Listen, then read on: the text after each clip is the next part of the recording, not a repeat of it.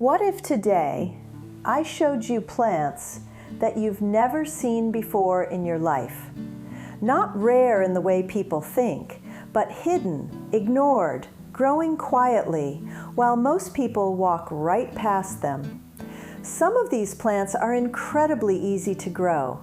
Some are surprisingly nutritious, and some have been around for a very long time. But almost nobody talks about them anymore. They climb, they spread, they produce food without needing much from you. And once you start noticing them, you begin to realize something. Maybe the problem isn't that food is hard to grow. Maybe we've just been looking at the wrong plants all along. Number 1. Hablitzia tamnoides, also known as Caucasian spinach. At first, this doesn't look like food. It climbs quietly, blending into whatever it touches. Most people walk past it without ever realizing what it actually is. But this plant has been grown for centuries, not for decoration, but for food. Unlike most leafy greens, it doesn't stay low. It climbs, using thin stems, twisting its way upward, wrapping gently around anything nearby. Its leaves are soft, heart-shaped, slightly matte, nothing flashy. But here's the part most people miss. It's actually edible. And not just edible, it's surprisingly good. The taste is mild, slightly earthy, very close to spinach, but lighter, cleaner. You can eat the leaves fresh or cook them quickly, just like any green vegetable. Simple, fast, and it keeps growing back every time you harvest, from the same plant year after year. You don't replant it, you don't restart it. It simply grows again, climbing higher, producing more. And once you notice it, you start to see it differently. Not as a wild vine, but as a hidden food source that was always there. Number 2. Schisandra chinensis, also known as Chinese magnolia vine. At first, it doesn't stand out. A woody vine, climbing slowly, blending into trees and structures around it. The leaves are simple, oval, smooth along the edges, nothing unusual. But then you notice the fruit. Not one, but many, hanging together in long clusters, bright red, almost glowing against the green leaves. And suddenly, it doesn't look ordinary anymore. But the real surprise is the taste, because it doesn't fit into just one category. It's sweet, sour, slightly bitter, and even a little salty, all at the same time, a combination that's hard to forget. That's why it's often used not just as food, but as tea or dried into herbal drinks. And once the vine is established, it keeps returning from the same structure, producing more clusters year after year. And once you've seen it, you won't mistake it for anything else in the garden. Number 3. Piper nigrum, also known as black pepper vine. You've probably used this almost every single day, but you've never seen how it actually grows, because it doesn't grow like most people imagine. It doesn't stay low. It climbs, slowly, wrapping itself around a vertical support, reaching upward toward the light.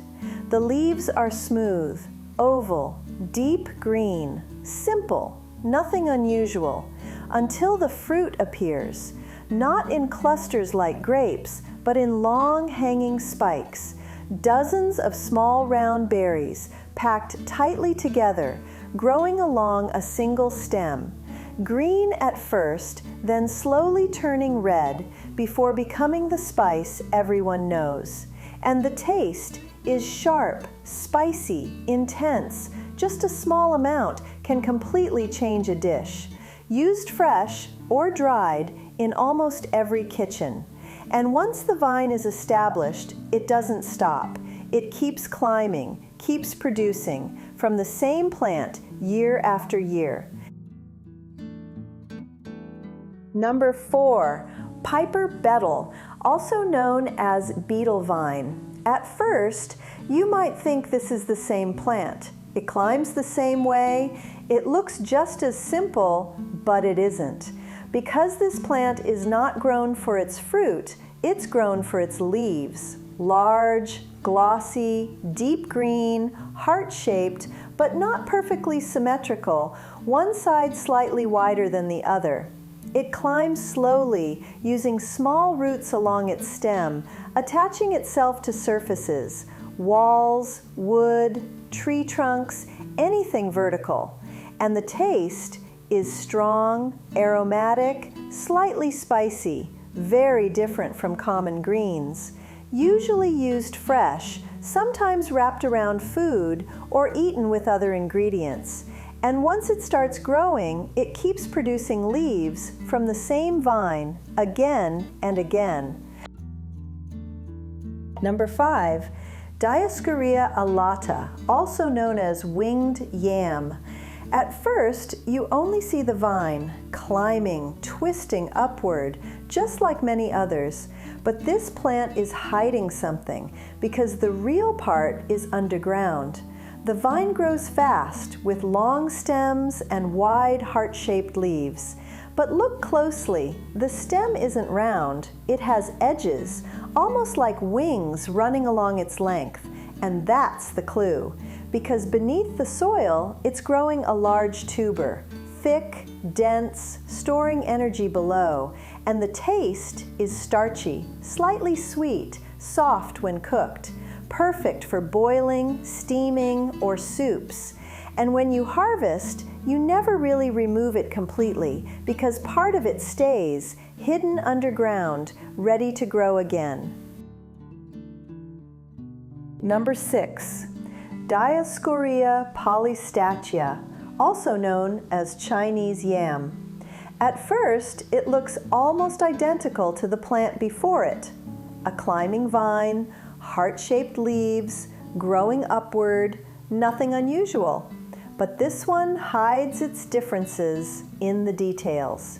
If you look closely, along the vine, at the base of each leaf, you'll notice something small, tiny, round, bead-like structures.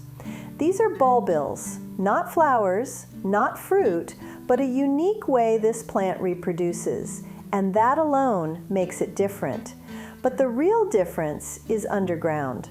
Instead of forming a large, thick tuber, this plant grows a long, slender root deep into the soil, sometimes much deeper than you expect, hidden, out of sight, but constantly developing. And when you finally harvest it, it feels completely different. The texture is smooth, slightly firm, almost crisp when raw, but once cooked, it becomes soft, silky, almost creamy. The flavor is very mild, light, slightly sweet, easy to combine with other ingredients. That's why it's often used in soups, stir-fry, or simple dishes that don't overpower its texture.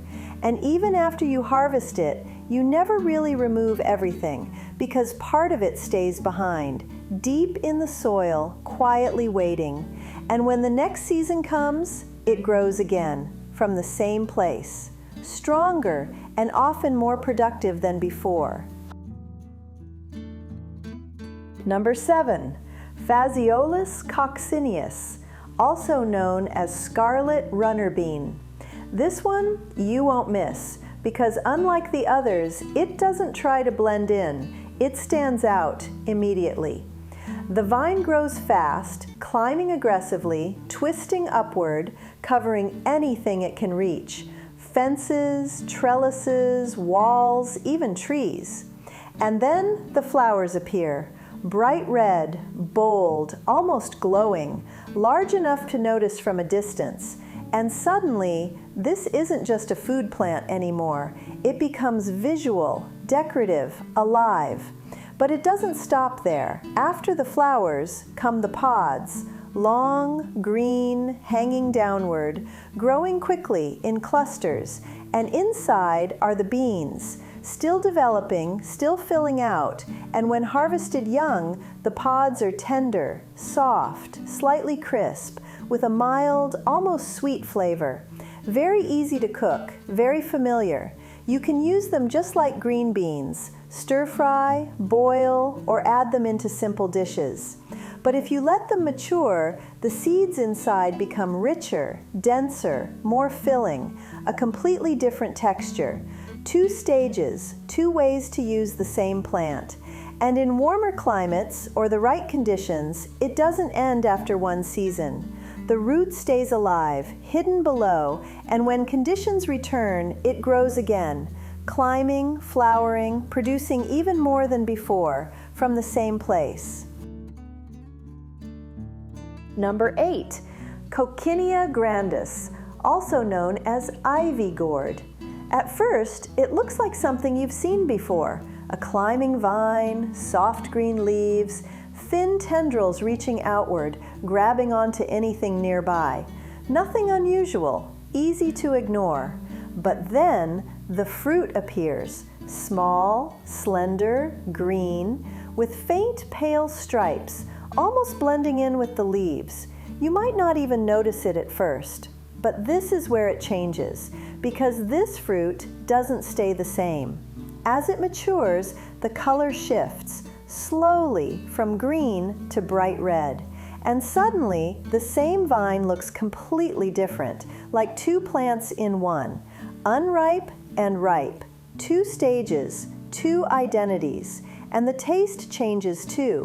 When young, it's crisp, light, very mild, almost like a softer cucumber, perfect for stir-fry, quick cooking, simple dishes. But when fully ripe, it becomes softer, slightly sweet, almost like a small fruit, a completely different experience. And the vine doesn't stop. It keeps spreading, climbing, producing more fruit from the same roots, season after season. Once it takes hold, it becomes part of the space. Not something you plant once, but something that stays, growing quietly, changing slowly, producing again and again. Number 9, Passiflora edulis, also known as passionfruit vine. This one doesn't look like it belongs in a garden, at least not at first, because when it flowers, it doesn't resemble any plant you're used to seeing. The vine climbs quickly, using thin tendrils, grabbing onto anything nearby, pulling itself upward. The leaves spread wide, deeply lobed, almost like they've been cut into separate sections. But everything changes the moment it blooms. A single flower, complex, layered, almost mechanical in its design. Fine filaments radiating outward, forming a perfect circular pattern. It looks too precise, too detailed to be natural. And then the fruit appears, round, smooth, hanging quietly beneath the leaves. At first green, then turning deep purple or golden yellow. And when you open it, inside is something completely different. Soft pulp, filled with seeds, juicy, fragrant. The taste is intense, sweet, tangy, bright, a balance that immediately stands out. It's rarely eaten plain. Instead, it's used for juice, desserts, sauces, drinks, something that transforms other food. And once the vine is established, it doesn't stop. It keeps climbing, keeps flowering, keeps producing fruit from the same structure again and again. A continuous cycle that doesn't need to be restarted. Number 10, Sechium edule, also known as Chayote. This one doesn't just grow, it spreads fast. Give it a structure and it will take over. The vine climbs aggressively, using strong branched tendrils, grabbing onto anything it can reach. Trellises, fences, roofs, even entire frames. The leaves are large, wide, rough in texture, spreading outward, blocking the light beneath. And as it expands, it creates something unexpected, shade, a living canopy, a green ceiling above you, and then, hidden beneath that layer, the fruit appears. Not round, not long like most gourds, but shaped like a soft green pear, smooth, light in color, hanging quietly below the leaves. easy to miss until you look closely. And when you harvest it, the texture is different. Fresh, it's crisp, light, almost watery, but once cooked, it becomes soft, tender, very easy to eat. The flavor is mild, slightly sweet, which makes it extremely flexible. You can stir-fry it, boil it, add it into soups, or mix it into almost any dish. It doesn't dominate, it adapts. And once the plant is established, it doesn't slow down. It keeps spreading, keeps covering space, keeps producing from the same root season after season until the space feels completely transformed. Number 11, Bacella alba, also known as Malabar spinach. At first, it looks simple, just a green vine climbing upward, nothing unusual. But this plant is different in the way it feels. The leaves are thick, glossy, almost waxy. They don't look like typical leafy greens. They hold moisture, they feel heavier, more solid, and the stem is soft, fleshy, almost like a succulent. The vine doesn't use tendrils. It climbs by twisting, slowly wrapping around support, finding its way upward. And as it grows, it produces leaves continuously from the same vine, again and again. And when you harvest it, you immediately notice the texture. Fresh, it's slightly crisp, but also soft. And when cooked, it becomes smooth, almost silky, with a light, slightly thick consistency. The flavor is very mild, clean, easy to combine. That's why it works so well in soups, quick stir-fry, or simple home cooking. Nothing complicated, but very effective. And once it starts growing, it doesn't stop easily. It keeps climbing, keeps producing from the same root, season after season, quietly but reliably. Number 12, Lagenaria ciceraria, also known as bottle gourd. This one changes everything because it doesn't just grow, it reshapes the space around it. The vine expands fast, climbing upward, spreading across any structure, using strong tendrils, pulling itself higher and wider. The leaves are large, broad, slightly rough, covering everything beneath. And as it grows, it builds something above you, a canopy, a living roof of green. And then, from that height, the fruit appears, long, smooth, light green, hanging down from above, sometimes straight, sometimes curved, almost like something designed, not grown. And when you walk beneath it, you feel the difference. Cooler, shaded, protected, like stepping into another space. And when you harvest it, the inside is soft, light, slightly sweet. It absorbs flavor easily, which makes it perfect for soups, slow cooking, or simple dishes that build depth over time. But the real impact is not just the food, it's the system. Because once it's established, it doesn't disappear, it comes back. Climbing again from the same root, rebuilding that space season after season. And by the time you realize it, it's no longer just a plant, it's part of your garden. If you made it this far, you've probably realized something. Some of the most valuable food plants are not the ones everyone is talking about. They're the ones hiding in plain sight, climbing quietly, growing year after year, without needing much attention. And once you start seeing them, you can't unsee them. So the question is, which one would you actually grow? And which one surprised you the most? Because in the next video, we're going even deeper. More unusual climbing plants, even more productive, and some that most people still don't realize are edible. Make sure you don't miss it, because once you understand these systems, your garden will never look the same again.